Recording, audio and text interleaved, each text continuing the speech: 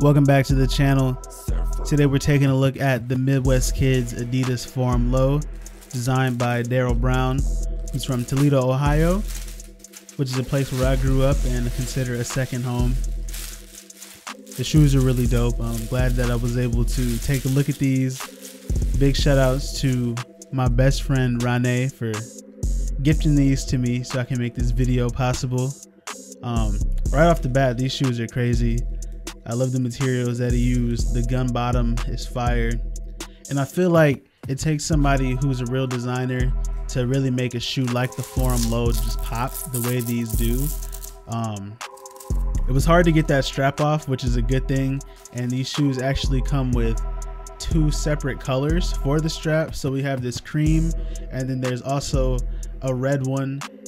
And what's cool about those is it has pretty much the slogan and the theme of the entire collection. The journey makes the story better. It has that embroidered on the back of the strap, as well as written on the paper that comes when you first open the box. And then the inside sole also has that same thing written, which is incredible. It's something that, it's a slogan that we've been hearing forever. And that's a great thing because it's something that's true, especially if you've been following the designer. I love that that it's a real collaboration with Adidas, and he was able to have his same branding. So you'll see the Midwest Kids, the traditional arc pattern in 3 colors is on the toe. Sorry, not the toe, it's on the tongue. And then the Midwest Kids logo and stamp is also on the side heel. What's cool about this as well is it comes with a lot of extras.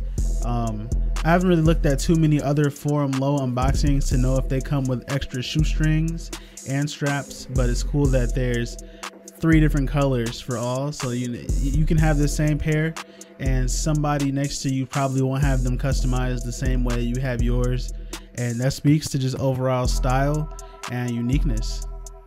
The last part in this shoe is me just checking out an older lens that I have and showing some footage through that.